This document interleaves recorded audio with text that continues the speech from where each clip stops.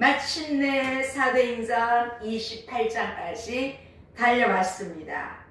28장은 사도행전 마지막 장으로 유라굴로 광풍 가운데도 바울과 일행들이 파선의 위기에서 구원을 받아 멜리데 섬에서 3개월 동안 머문 사실과 또 바울이 가까스로 로마에 도착하여 그곳에서 복음을 증거한 내용을 이 마지막 28장에 담고 있습니다.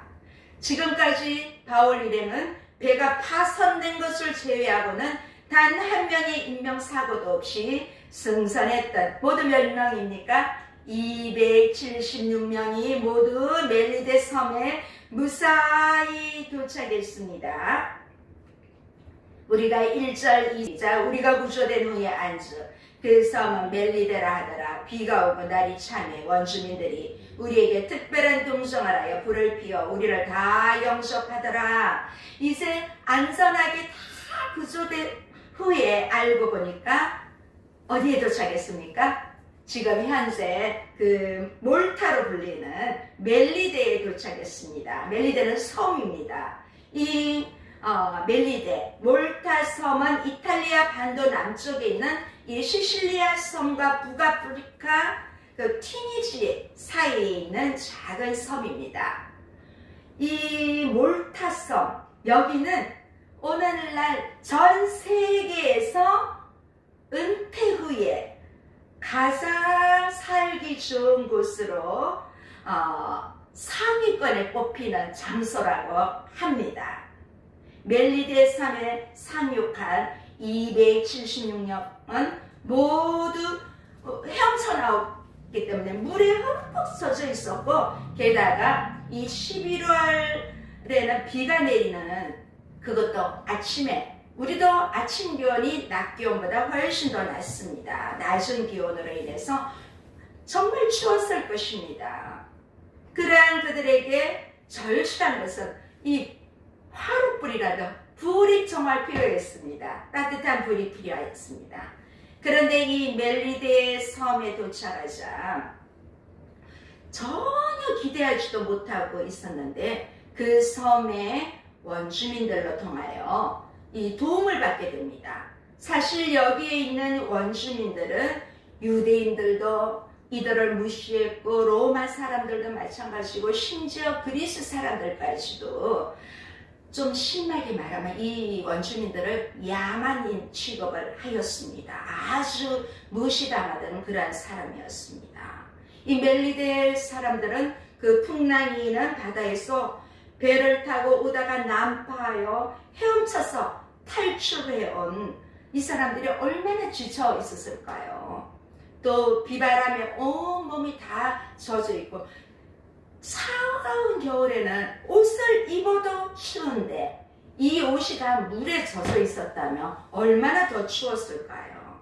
그런데 이 사람들을 무시하지 않고 무시당하는 사람들이 도움의 손길을 내밀 줄 아는 아주 친절하고 따뜻한 사람들입니다. 문화 자체가 그 손님을 대접하는 것이기 때문에 처음 보는 외국인인데도 자기 집에 오라고 해서 대접하는 그러한 문화를 갖고 있습니다. 조금 같은 문화권은 아니지만 지난번 11월 달에 몽골에 갔을 때도 그 목요일 하루 종일 그 우리나라로 말하면 면 소세지 정도 되는 그런 지역에 갔더니 이 몽골 문화권도 집에 들어가면요 진짜 다 뭘 주더라고요. 안 주는 집이 없어요. 참 고마웠습니다. 이런 환대를 바울과 베스 사람들과 이 장사꾼들과 로마 군인들까지 심지어 죄수들까지 다 받았다는 것입니다. 바로 이런 친절이 오늘 2025년을 마무리하는 주일에 우리도 여인 멜리데 섬의 원주민들처럼 우리를 통하여 섬김의 손길이 우리 교회를 통하여 확장되기를 바랍니다. 그들의 친절에 바울도 뭔가 거두려고 합니다. 그런데 사건이 발생합니다. 우리 3절 함께 보시겠습니다. 시작. 바울이 나무 한 묶음을 거두어 불에 넣으니 뜨거움으로 말미암아 독사가 나와 그 손을 물고 있는지라. 아마도 이 바울 사도도 그들의 친절에 너무 고마운 마음에 가만히 있을 수가 없어서 낯선 것 같습니다. 사실 바울 사도 자신의 몸만 생각해도 아주 지치고 힘든 상황이었고, 게다가 지금은 노년이고 또 고문을 당한 온몸도 성치 않았고 그랬지만 이 원주민들의 향한 고마운 마음에 뭐라도 돕고 싶어서 이 뗄감을 가지고 와서 이 나뭇가지를 한 묶음 모아가지고 불에 넣었습니다. 그런데 그 나무더미 속에 몸을 숨기고 있던 그 독사가 불길에 놀라서 나오면서 바울의 손을 무는 그런 일이 발생했습니다. 뱀이 바울의 손을 물고 있는지라 이렇게 말이 되어 있죠. 무슨 말입니까? 물고 있는지라. 이 말의 원어는 바울의 손에 뱀이 붙어 있다는 것입니다. 아우, 생각만 해도 좀 끔찍합니다. 붙어 있으니까 사람들은 당연히 바울살이 손을 물었다고 생각한 것이지요. 붙어 있으니까 당연히 물었다고 생각한 것이요.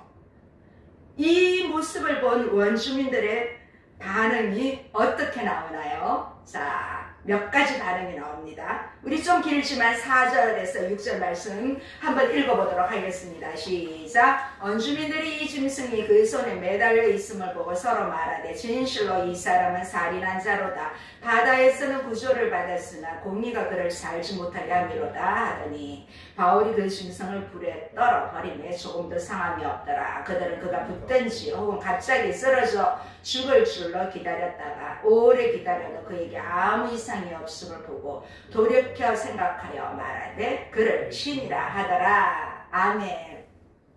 이 멜리데 섬 원주민들은 난파선에서 헤엄쳐 나온 사람들이 죄수라는 것을 이미 로마 군인들로부터 들었을 것입니다. 그런데 독사가 바울의 손에 매달려 있는 것을 목격했을 때 뭐라고 생각했을까요? 이 사람 틀림없이 살인자가 분명하다. 이렇게 결론을 내린 것입니다. 처음에는 좋은 사람으로 보였는데 뱀이 문 것을 보니까 살인자라고 맞다. 이 사람 진짜 살인했나 보다. 그렇게 생각한 것입니다. 바울 사도가 비록 죽음의 바다에서는 구조를 받았지만 바울이 죄인이기 때문에 공의가 살려두지 않고 결국 처벌받을 것이라고 그렇게 생각을 합니다. 이 공의라는 말, 공의, justice, 정의라는 뜻도 있지만 이 그리스 신화에서는 인간의 행동을 심판하고 처벌하여 질서를 바로잡는 그 공의를 말합니다. 그래서 여신 중에도 이 공의의 신이 있습니다. 이런 사상적 배경 속에서 이 몰타 원주민들은 유대 최고의 율법사에게 훈련을 받았고 이제는 그리스도 복음에 종된 사도로 세움을 받아 그동안 열심히 복음을 전한 바울을 살인범이라고 하면서 그들이 믿고 있는 공의의 신을 생각하면서 틀림없는 이 임과 응고의 사상으로 심판받는 것이구나 그렇게 생각을 합니다. 이 바울이 사도가 독사에 물린 것을 보고 이 멜리데 사람들은 죽을 것이라고 생각을 했습니다. 그런데 바울은 그 위험한 뱀을 어떻게 했습니까? 불에 털어버렸습니다. 그리고 조금도 상하지 않았으면서 쓰러져 죽지도 않았습니다. 멜리데 원주민들이 이제 곧 죽겠지? 그들의 시간으로 측정할 것입니다. 전혀 죽을 모습이 보이지 않습니다. 하나도 상하지 않았습니다. 그런데 한 가지 흥미로운 사실은 여기 보면 바울 사도를 죽일 뻔했던 우리 앞절의 3절에는 뭐라고 되어 있습니까? 그 뱀 이름이 독사라고 되어 있습니다. 그런데 오늘 4절과 5절에는 독사가 뭘로 바뀌었습니까? 짐승으로 바뀌었습니다. 자, 이 뱀을, 독사를 짐승이란 단어로 바꾸어 놓았습니다. 주님께서 세우신 복음의 증인인 바울이 독사에 물려도 해를 받지 않는 것은 우리 사복음서 마가복음 16장 18절을 떠오르게 합니다. 또 그를 죽이려던 뱀을 위험한 짐승으로 묘사한 다음에 그 짐승을 불에 던져 넣는 것은 요한계시록 19장과 비슷하다고 느껴집니다. 이런 상황을 보면서 우리가 생각하기에는 흔히 이 고대 사람들이 기록을 할 때 대충 기록했을 것이라고 생각할 수도 있지만 이 사도행전을 기록한 누가가 사도행전의 마지막 28장을 통해서 모든 사역의 마무리를 하면서 아주 치밀하고도 정교하게 이야기를 구성한 것을 볼 수 있습니다. 6절에 보면 독사에 물린 바울은 즉시 죽지 않았습니다. 시간이 조금 지나면 붓거나 갑자기 쓰러져 죽을 것으로 원주민들은 예상을 했는데 시간이 많이 흘러도 아무 이상이 없고 죽음을 보지 않았습니다. 왜 이 사람들이 바울이 반드시 죽을 것이라고 생각했을까요? 이 원주민들은 뱀을 한두 번 본 것이 아닙니다. 그래서 이 독사에 물려서 죽은 사람이 한두 명이 아니었기 때문에 그들의 경험치로 봤을 때 바울 사도도 반드시 죽을 것이라고 그렇게 생각을 했습니다. 그들의 생각과 완전히 달라지니까 6절 마지막 부분에 뭐라고 합니까? 이제는 바울 사도를 신이라고 합니다. 신이라고 말하고 있습니다. 유대 사회의 최고의 율법학자로 제대로 교육받은 바울 사도를 유대인들은 반율법주의라고 말하고 반성전주의라고 그를 죽이려고 했습니다. 이 멜리데 섬 사람들은 살인자라고 여기더니 이제는 신이다 그렇게 말하고 있습니다. 아주 극과 극입니다. 살인자와 신으로 극과 극을 달리고 있습니다. 여기서 보면서 우리도 세상을 살면서 보면 여러 일들이 벌어집니다.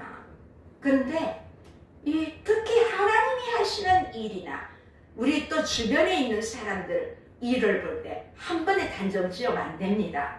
잘못하면 살인자다. 잘못하면 신이다 하고 이렇게 추앙할 수도 있어요.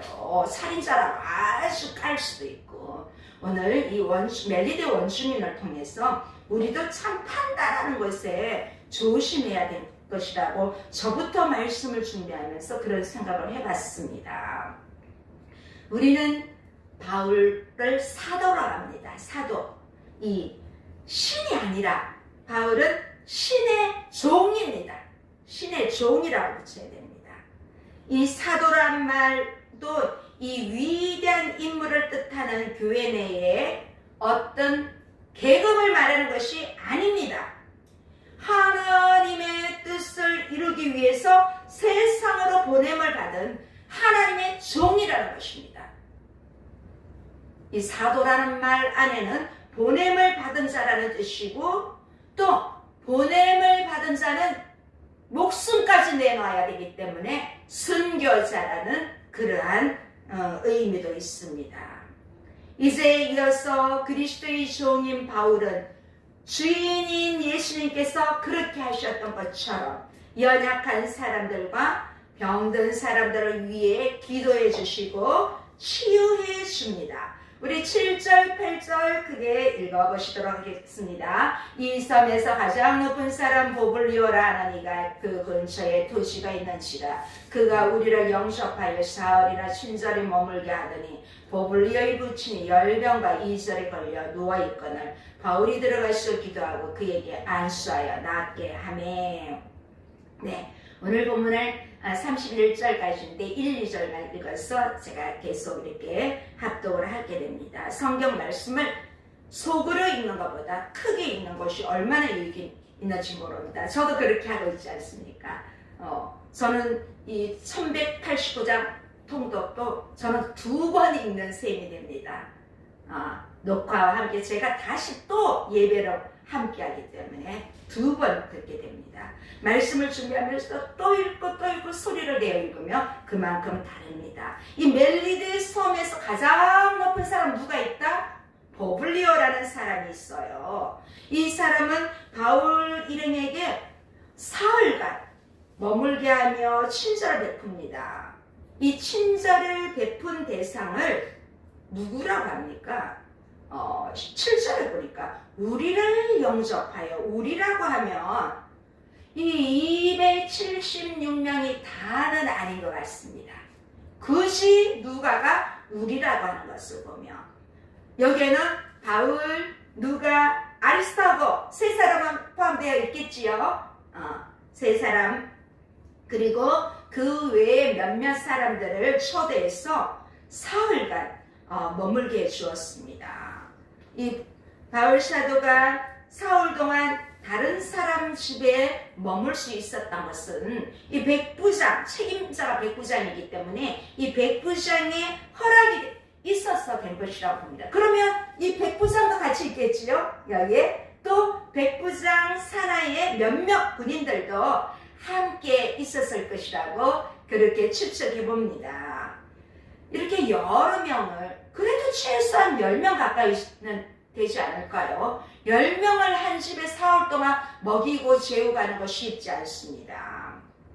친절을 베풀고 음식을 베풀었다는 것은 쉽지 않습니다. 저도 가끔 멀리 있는 분들이 집에 오면 저도 한 4일까지 섬겨본 적이 있습니다.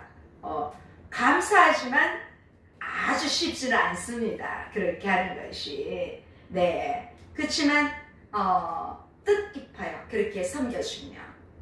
그런 만큼 이 보블리오라는 사람은 지역의 유지인, 이 섬의 유지이면서도 아주 젠틀한 사람 같습니다. 이 바울 일행이 이 보블리오 집에 머물다 보니까 8절에 보니까 보블리오의 아버지 부친이 열병과 이실에 걸려서 누워있다. 그렇게 되어 있습니다. 이제 이 사실을 알고 바울 사도는 보블리오의 아버지에게 가서 어떻게 했습니까? 기도하고 그에게 안수하여 낫게 되었다. 자, 주님의 세운 사도가, 주님의 사람이 믿고 기도하고 안수할 때 낫게 되는 역사가 일어날 줄 믿습니다. 자, 이어서 9절 10절 우리 보겠습니다. 이러므로 섬 가운데 다른 병든 사람들이 와서 고침을 받고 무한 예로 우리를 대접하고 떠날 때 우리 쓸 것을 배에 실었더라. 이제 그 섬의 유시인 보블리오의 부친을 바울이 고쳤다는 소식을 듣고 이 섬 주민들 중에 또 다른 병든 사람들이 와서 바울이 주의 이름으로 안수할 때 고침을 받았습니다. 그랬더니 이 섬 주민들이 치유에 대한 감사함으로 이제 곧 로마로 떠날 바울 사도 일행에게 그들이 쓸 수 있는 것을 배에 실어 주었답니다. 사실 지금 배에 먹을 것도 아무것도 없잖아요. 다 배가 파손되었으니까. 자, 이렇게 배에다 이런 호의로 또 화답을 합니다. 비록 이 섬에 있는 멜리데 원주민들이 예수님을 모르고 온 우주 만물을 지으신 우주 만물의 주인이신 하나님을 모르는 사람들이지만 또 그들이 잘못된 신관을 가지고 있었지만 이들은 바울을 한때는 살인자라 했고 또 한때는 신이라고 추앙했던 그런 사람들입니다. 이들은 이교도였고 로마 사람들에 의해서 야만인처럼 그렇게 불려졌던 사람들이지만 어떻게 보면 지금의 우리보다 더 후하게 베푸는 삶을 살았다는 것을 오늘 본문을 통해서 알게 됩니다. 2절에서는 풍랑맞은 풍랑에 지친 나그네들을 죄수까지도 용서했고 이제 10절에 보니까 후한 예로 대접하라고 쓸 것까지 배에 실어준 것은 얼마나 그들에게 사랑이 있는 것이지요. 우리가 2025년을 보내면서 한 수 배워야 합니다. 예수님께서 십자가와 부활로 완성하신 구원의 은혜와 사랑이 우리에게도 어디선가 뚝 떨어진 것이 아닙니다. 우리도 누군가가 나에게 복음을 전해주었기 때문에 하나님의 은혜와 통로가 되어 주었기 때문에 이제 우리에게까지 오게 된 것입니다. 우리는 이 구원의 은혜를 잊어버릴 때가 많이 있습니다. 이제 2025년 마지막 주일을 보내면서 우리는 하나님의 은혜가 한 곳에 머물러만 있지 않게 하고 비록 멜리데 원주민들은 하나님을 제대로 모르는 사람들이지만 그들이 받은 사랑을 흘려보내었습니다. 그래서 우리는 축복의 통로라고 말합니다. 우리 이 축복의 통로라 우리로 끝나면 안 됩니다. 나로 끝나면 안 됩니다. 이제 바울 사도 일행은 로마로 가게 됩니다.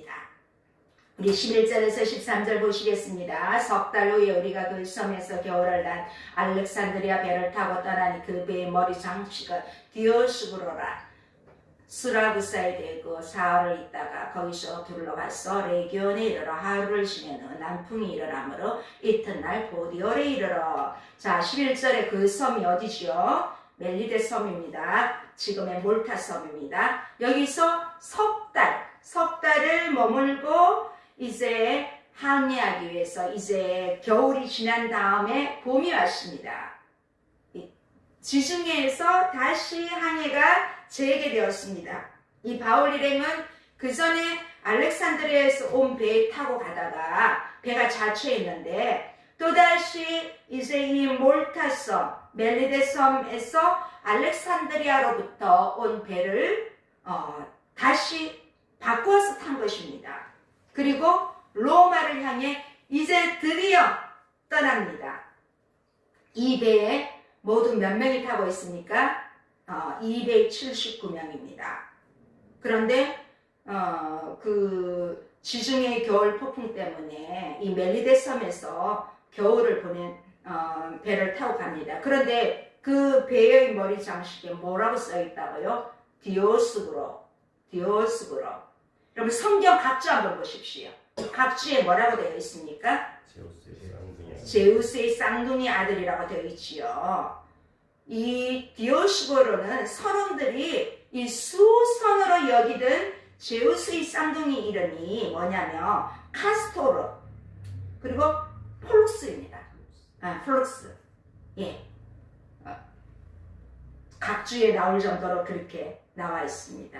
이 폭풍 가운데 한밤중에 선원들은 디오스고로 장식을 배 앞에 달고 수호선처럼 여기면서 항의하고 있습니다. 그런데 우리 앞에 성경을 보면 지역들이 많이 나오죠. 수라우사, 레기온, 보디올 이런 지명이 나옵니다. 참고하십시오. 지명이 나옵니다. 지금 바울을护送하는 로마 병사들이 탄 배가 이탈리아 남부 시실리아 섬과 동쪽 바다의 큰 항구인 이 수라구사에 정박하여서 사흘을 머뭅니다. 또 거기서 떠나 맞은편 이탈리아 반도 레기온이라는 항구에 도착하는데 좀 장화처럼 이렇게 레기온한 거는 그렇게 생겼어요. 그리고 난 뒤에 거기서 하루를 더 정박합니다.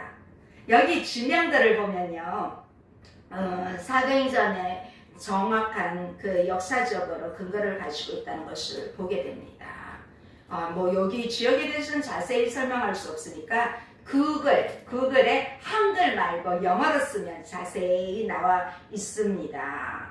자, 그토록 기대했던 이제 남풍이 불어오니까 다음날 그들은 항해해서 하루 만에 보디올에 도착합니다. 보디올에서 로마는 아주 이제 며칠만, 일주일도 안 걸립니다.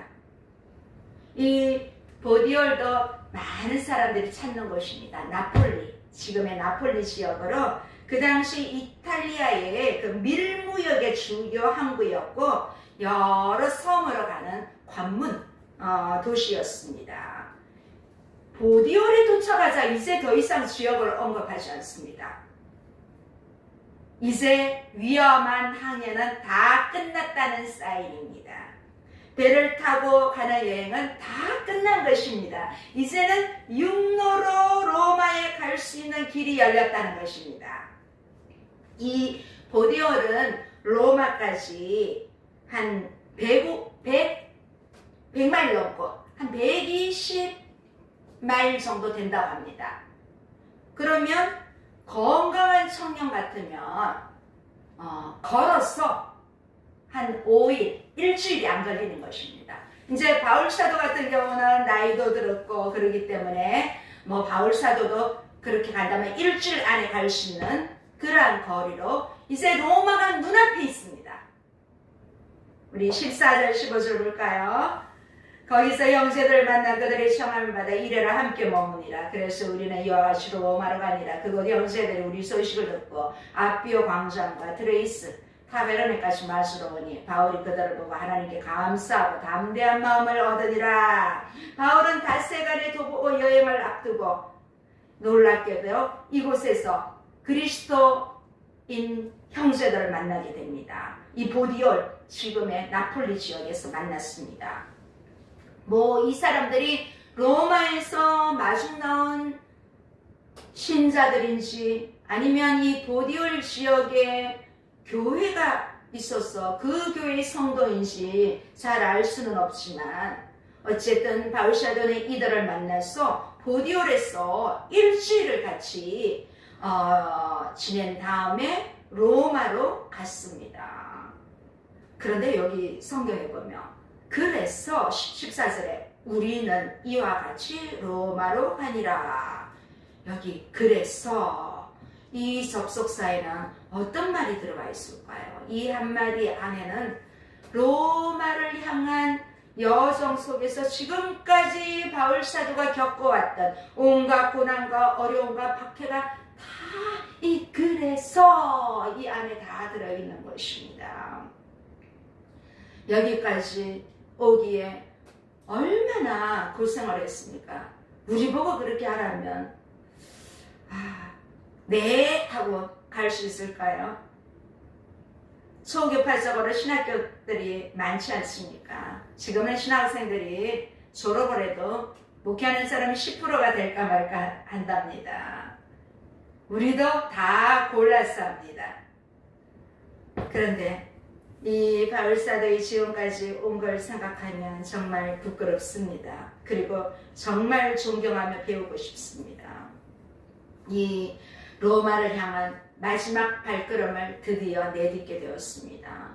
바울사도 역시 제수 신분으로 이 로마까지 호송된 사람인데 그런데 좀 죄인 신분으로 왔지만 14절 말씀을 보면 좀 자유스러운 모습을 보게 됩니다. 자유롭게 행동하는 것처럼 느껴집니다.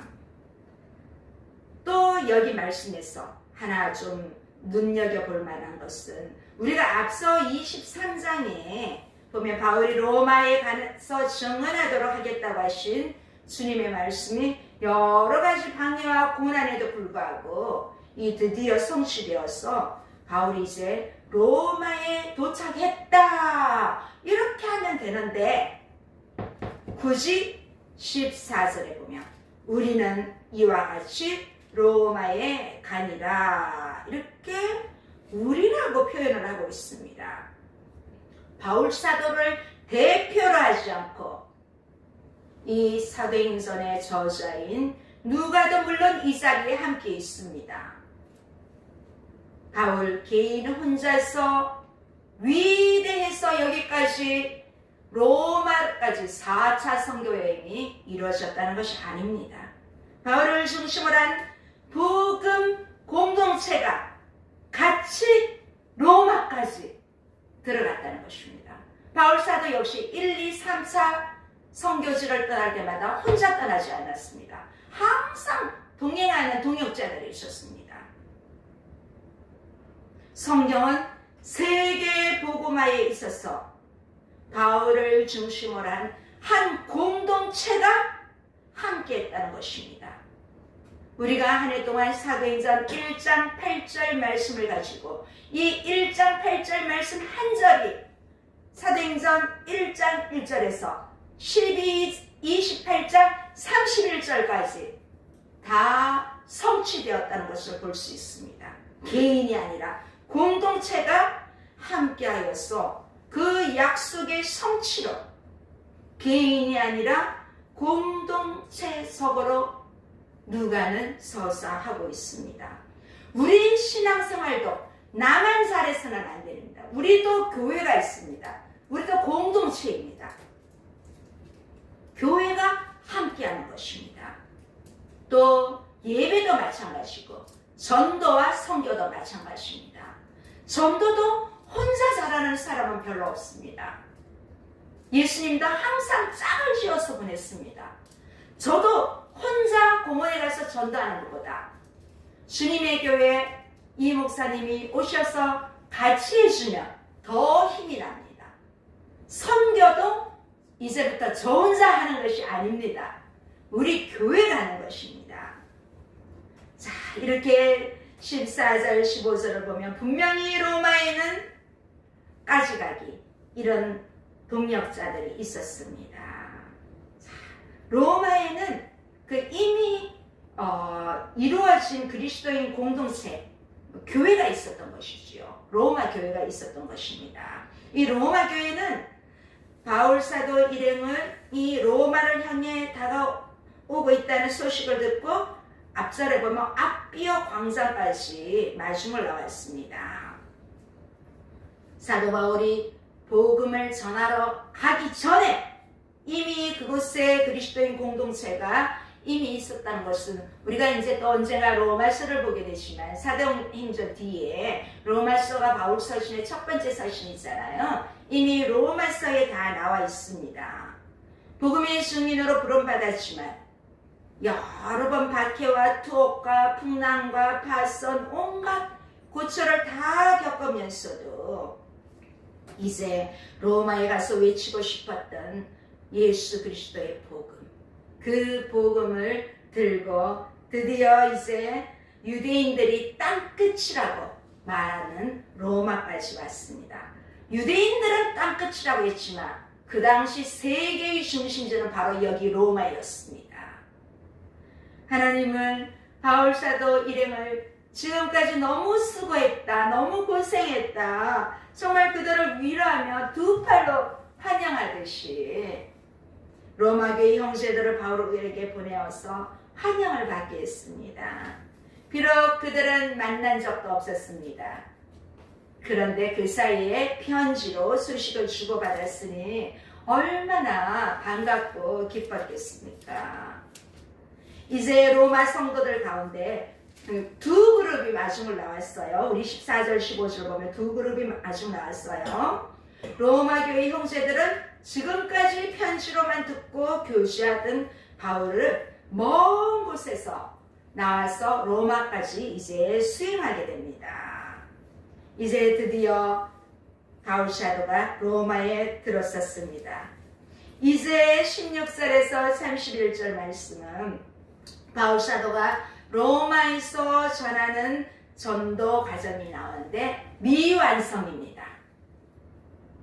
그래서 우리 또 짧게 간략하게 보고 이 사도행전 28장에 이어서 29장의 역사가 기록되기를 소망하면서 나머지 말씀 또 보도록 하겠습니다. 우리 16절 17절 보시겠습니다. 우리가 로마에 들어가니 바울에게는 자기를 지키는 한 군인과 함께 따로 있게 허락하더라. 사울 후에 바울이 유대인 중 높은 사람들을 청하여 그들이 모인 후에 이르되 여러분 형제들아 내가 이스라엘 백성이나 우리 조상이 관습을 배척한 일이 없는데 예루살렘에서 로마인의 손에 죄수로 내준 바 되었으니. 자, 바울 일행이 로마에 도착했을 때 이 로마 군인들은 죄수를 호송되어 온 사람들 중에 특별히 바울에게는 많은 자유를 허락해 주었습니다. 그렇지만 한 군인을 따라 함께 늘 따라다니겠습니다. 뭐 그 군인과 바울 사도가 손에 이거 뭐 수갑을 한 개씩 찾는지는 모르겠지만 도망가지 못하도록 그렇게 다니는지 어쨌든 좀 가택 연금 상태로 볼 수도 있고 좀 얼마간의 제한된 자유생활이 주어집니다. 이 세상의 중심지라고 여겨졌던 로마에 도착한 바울은 자신이 왜 여기까지 왔는지 그 사명을 잊지 않았습니다. 이 땅 끝이라고 하는 로마에도 유대인 디아스포라들이 있었습니다. 그리고 또 다른 땅 끝이 스페인까지 가야겠다는 마음도 품고 있었습니다. 그 마음으로 바울 사도는 여기까지 왔고 또 오자마자 복음 사역을 시작합니다. 로마에 살고 있는 그 유대 지도자들을 초청해서 예수님의 복음을 전합니다. 먼저 바울 사도는 이들에게 무엇이라고 부릅니까? 여러분 형제들아. 왜 그렇게 불렀을까요? 동족이잖아요. 동족. 외국에 나가서 한국 사람 보면 괜히 반갑잖아요. 그것처럼 바울 자신도 유대인 동족들을 만나서 너무 반가웠습니다. 유대인 동족들에게 자신이 로마 황제 가이사에게 상소하여 이곳 로마까지 어떻게 포로가 되어서 오게 되었는지 그 상황을 말합니다. 또 더 추가해서 자신은 유대교에 반하는 어떤 잘못한 일을 한 것이 없다는 점을 말해줍니다. 예수님께서 당하셨듯이 유대인들이 예루살렘에서 자신을 이방인 로마인의 손에 범죄자로 넘겨주었다고 그렇게 로마에 있는 디아스포라 유대인들에게 지적합니다. 또 이어서 볼까요? 18절에서 20절 보면 그 당시 이제 그 로마 당국은 그 바울 자신이 로마법을 위배한 것이 아니기 때문에 무죄라는 것이 밝혀져서 석방하려고 했다는 그 사실을 18절에 말하고 있습니다. 자신에게 죽일 죄목이 없어서 석방하려고 했다. 바울은 이 점을 내가 죄가 있었어요. 죄수의 몸으로 온 것이 아니라고 분명히 알려주고 싶었을 것입니다. 동시에 바울은 19절처럼 그 사실 뒤에 숨겨져 있는 유대인들의 이 바울이 전하는 복음에 대한 거부감을 지적하고 있습니다. 그렇다고 해서 조사 결과 무죄인데도 죄수 취급을 받고 죽이려 한 것이 내가 정말 원통해서 로마 황제에게 내 민족 저 유대 종교 지도자들을 고발하려고 상수한 것도 아니라고 말합니다. 그렇다면 무엇 때문에 그 죽을 고비를 넘기면서까지 자기가 이곳 로마까지 왔는지 바울 사도는 여기 로마에 있는 유대인 지도자들에게 알리고 싶었습니다. 그래야 또 로마에 있는 동안 함께 또 나눌 수 있으니까요. 그래서 이 사람들을 만나자고 하고 초청한 이유입니다. 여기에는 하나님의 섭리가 있고 근본적으로 이스라엘에 대한 소망 때문이라고 20절에 말하고 있습니다. 이스라엘의 소망으로 말미암아. 성경에는 말미암아가 참 많지요. 그런데 이 로마의 유대인들과 이방인들에게 모세의 율법과 선지자들의 말을 통하여 이제 예수 그리스도의 부활이시는 소망을 또 그리고 하나님의 위대한 구원 계획을 전함으로써 하나님 나라가 무엇인지 알려주기 위해서 자신이 여기까지 보냄을 받았다고 이야기하고 있습니다. 예수님의 부활과 그로 인한 이스라엘의 소망, 바로 바울 사도가 전하는 핵심 메시지입니다. 메시아이신 예수 그리스도를 통한 하나님의 구원의 소식을 세계, 여기 로마 땅 끝까지 여러분에게 내가 알리려고 왔다는 것을 알리고 있습니다. 이어서 21절, 22절 말씀을 보면 여기 있는 유대 사람들도 그때는 뭐 인터넷이 되고 그런 것도 아니지만 뭐 오가는 상인들에 의해서 들었는지 이 로마의 유대인 사회에서도 예루살렘이나 튀르키예가 있는 소아시아 지역 또 유대인 그리스 유대인 사회로부터 바울 사도가 어떤 부정적인 모습으로 그들에게 보였는지 이런 것들을 다 이렇게 들었다는 것을 또 이후에 볼 수 있습니다. 그런데 여기 지도자들은 그런 잘못된 어떤 신앙적인 종교적인 문제에 대해서 듣기는 들었지만 우리에게까지 이 사람이 잘못됐다고 뭐 서신이 온 것은 없다고 이 21절에서 말하고 있습니다. 그러면서 그 안에 있는 형제 중에서는 바울 사도에 대해서 뭐 안 좋은 것들을 이렇게 나누거나 한 것은 없다고 이렇게 들었는데 이유에 나옵니다. 단지 이 파의 기독교의 종교 지도자들이 말하던 그 부분에 대해서는 반대를 받았다고 우리도 알고 있다고 22절에 그렇게 이야기를 하고 있습니다. 자, 이렇게 바울 일행이 예루살렘은 물론이고 이 소아시아와 또 그리스의 유대인 사회 어디서든지 이 가는 곳마다 반대를 받았다는 것은 이 로마에까지 들렸다는 것입니다. 로마에 있는 유대인 형제들에게. 그들은 바울이 왜 예루살렘 당국자들의 눈밖에 나왔는지 궁금했을 것입니다. 그냥 간단히 들은 것보다 왜 그랬는지 구체적으로 궁금했을 것입니다. 그래서 이제 바울이 전하는 복음에 대해서 한 번은 직접 들어보고 싶다. 좀 열린 자세지 않습니까? 다른 데 있던 유대인들은 들어보지도 않고 죽이려고 하지 않았습니까? 그런데 이 로마에 있는 유대인들은 한번 들어나 보고 판단해서 바울이 계속적으로 이제 그들에게 증언한 복음의 핵심이 나옵니다. 23절 우리 함께 읽어보시겠습니다. 그들이 날짜를 정하 그가 유숙하는 집에 많이 오니 바울이 아침부터 저녁까지 강론하여 하나님 나라를 증언하고 모세의 율법과 선지자의 말을 가지고 예수에 대하여 권하더라. 바울 사도가 전한 복음의 핵심은 여기에 두 가지 표현됩니다. 무엇입니까?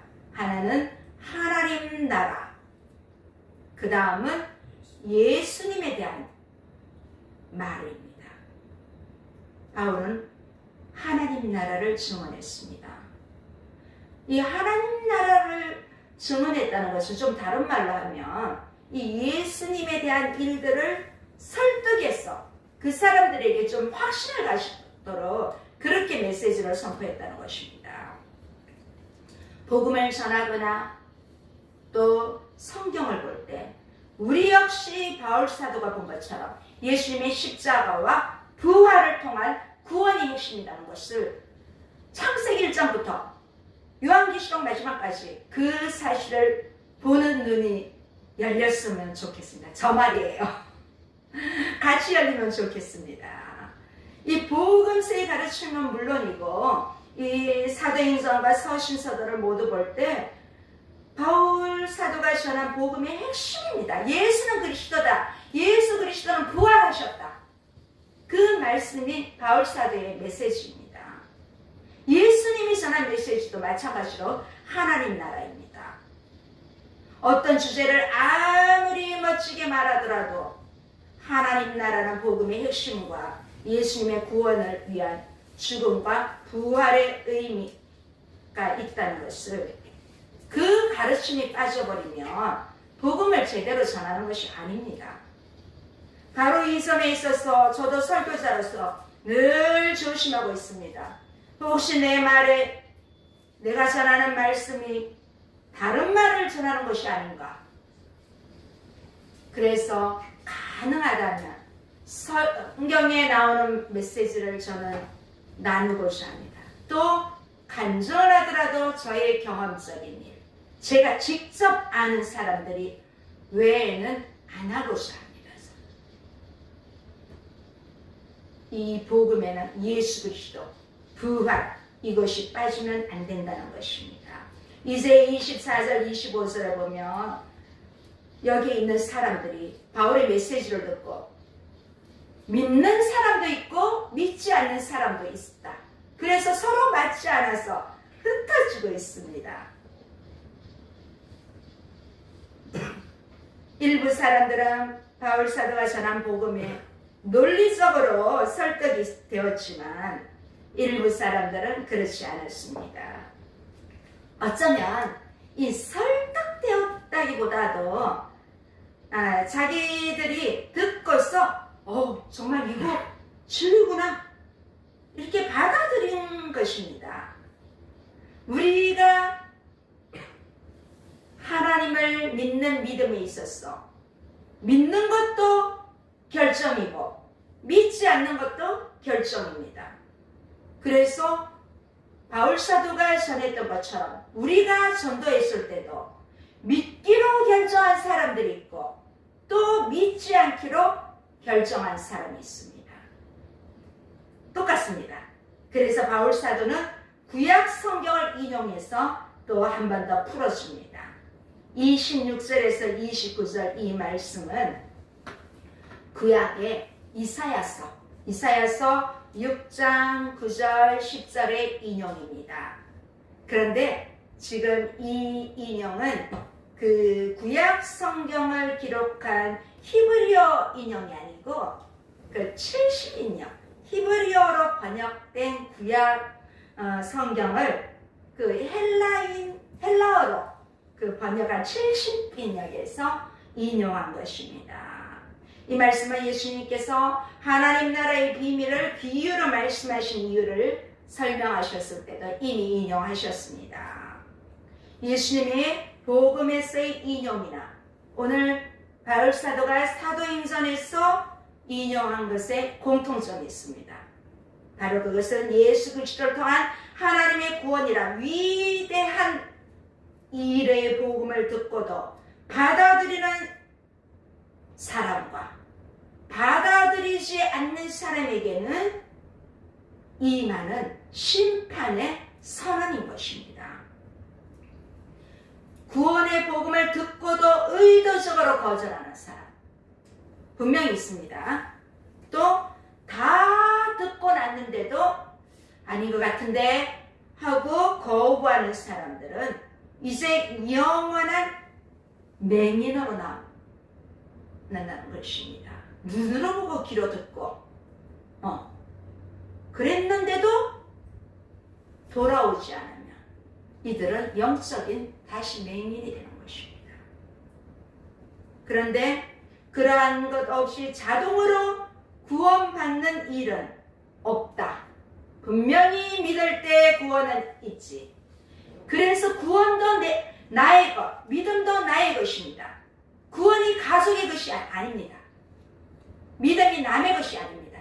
부모도 자식도 제시해 줄 수가 없는 것입니다. 구원과 믿음은 받지 않느냐, 거기에서 하나님의 나라가 이루어지는 것입니다.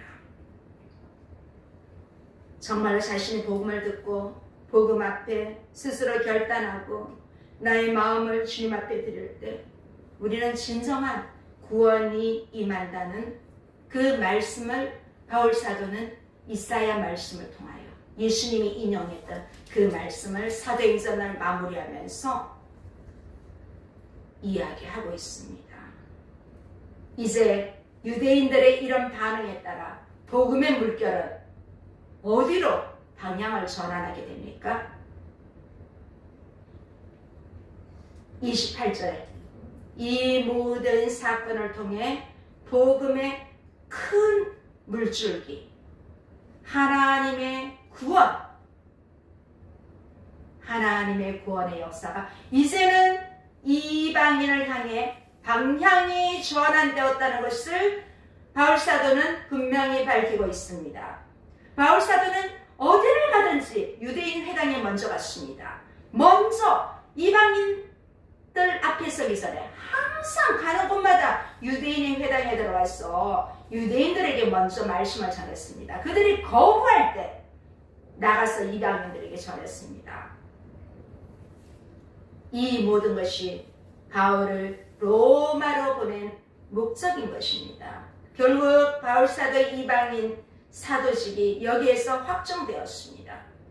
복음이 비로소 이제 이방인들에게 더 힘차게 나아가는 계기가 됩니다. 하나님께서 바울사도를 그토록 험한 길을 지나 로마에 이르러 복음을 증거하게 하신 것은 이 사도행전 28장 사건을 통해서 이방인 선교라는 새로운 장이 시작되게 하신 것입니다. 사도행전 1장 8절의 말씀이 성취됨을 오늘 여기에서 볼 수 있습니다. 이제 유대인들이 거부함으로써 주님은 사도 바울을 통해서 이방인들에게 본격적으로 복음이 전파되고 앞으로 교회를 통해서 복음이 이방인들에게 계속 전해질 수 있는 계기를 만드셨습니다. 그래서 이 복음이 오늘 우리에게까지 온 것입니다. 우리에게 온 복음이 또다시 선교사님들을 통하여 복음이 들어가지 않은 곳에 나가게 된 것입니다. 우리 오늘 사도행전 마지막 말씀 30절 31절 크게 읽어보시겠습니다. 바울이 온 이때를 자기 새 집에 머물면서 자기에게 오는 사람을 다 용서하고 하나님의 나라를 선포하며 주 예수 그리스도에 관한 모든 것을 담대하게 거침없이 가르치더라. 아멘.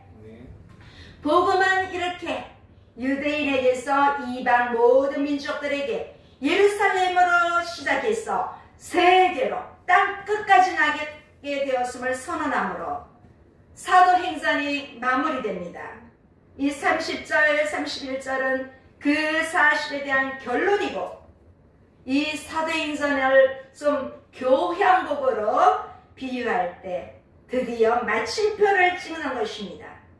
바울은 로마에서 2해 동안 최선을 다해 복음을 전하는 사역을 함으로써 이제 이방인의 사도로 부르심을 받은 그 사명을 성실히 수행합니다. 물론 유대인들에게 먼저 전했습니다. 그들이 거부했을 때 이방인들에게 열심히 전했습니다. 복음의 사도로서 사명을 수행하는 사역을 어떻게 했는지를 이 30절, 31절에 아주 축약해서 잘 보여주고 있습니다. 이렇게 끝나는 것이 이상하죠? 하나님 나라를 증언하는 것은 바로 복음을 선포하는 증언 사역입니다. 또 예수님에 대해서 권한 것을 자세히 설명하면서 설득하는 것입니다. 바울사도는 당시 세상의 중심지이면서도 또 당시 유대인들이 땅 끝으로 여겼던 그 로마까지 가서 자신의 모든 것을 걸고 복음을 전하다가 결국 삶을 마치게 됩니다. 이제 길고 길었던 사도행전의 메시지가 드디어 대단원의 막을 내리게 되었습니다. 우리가 이 말씀 31절 이후에는 바울 사도가 언제 황제의 법정에 섰는지, 재판의 결과가 어떻게 되었는지, 또 그 후에 잠시 풀려나서 이방인들이 알듯 땅끝인 스페인까지 갔는지 아니면 다시 소아시아로 돌아갔는지 바울 사도가 어떻게 순교했는지에 대해서는 이 사도행전에는 나오지 않습니다. 사도행전에 관심한 1장 8절을 중심으로 해서 오직 복음의 증인인 사도들에게 복음을 듣고 그것을 받아들인 사람은 모든 사람이 구원을 받았고, 사도는 하나님의 나라를 전파하며 주 예수 그리스도에 관한 모든 것을 담대히 거침없이 가르침으로써 어떤 방해도 막을 수 없는 복음이 땅끝까지 나가며 하나님의 나라가 확장되었다는 사실을, 그 복음이 오늘 우리에게까지 왔다는 것을 선포하고 있습니다. 이제 이 강력한 복음의 물결에 우리 모두가 동참할 것을 이 사도행전 28장 31절 이후 우리에게 초대하고 있습니다. 이 초청에 대해 우리 각자와 우리 교회는 어떻게 반응해야겠습니까?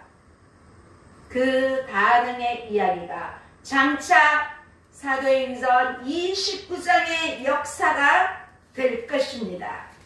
우리 사도행전 지금까지 함께 해주셔서 감사합니다. 모든 영광을 하나님께 올려드립니다. 기도하시겠습니다. 좋으신 하나님 아버지 감사합니다.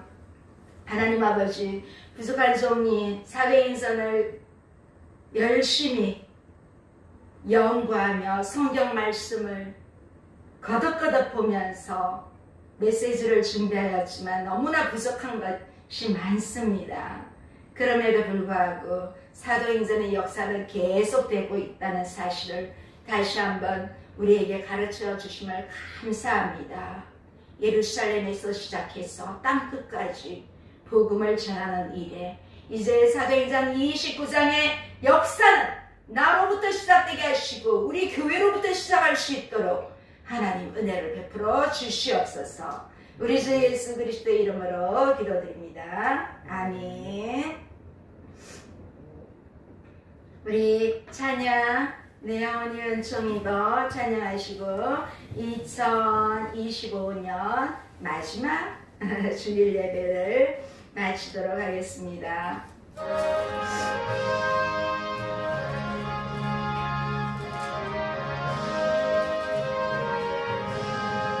내 영혼이 은총이고 중한 죄지 벗고 보니 슬픔 많은 이 세상도 천국으로 마하도다.